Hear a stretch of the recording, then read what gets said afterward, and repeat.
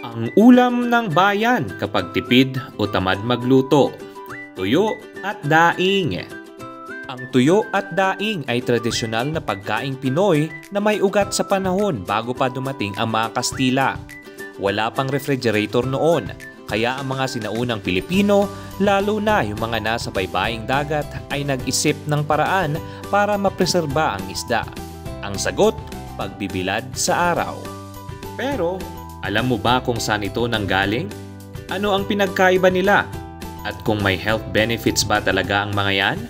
Ang tuyo at daing ay parehong uri ng isda na pinatuyo sa araw para hindi madaling mapanis. Karaniwang galing ang mga ito sa mga baybaying lugar sa Pilipinas tulad ng Pangasinan, Cebu, Zamboanga at Palawan. Saan pa ba kundi sa tabing dagat? Pero ano nga ba ang pinagkaiba ng dalawa?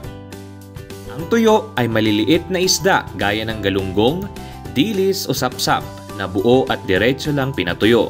Samantalang ang daing ay karaniwan ay mas malalaking isda gaya ng bangus, hasa-hasa o tamban na hinahati sa gitna, inaalisan ng laman loob, minsan ay inaasnan muna bago ibilad sa araw.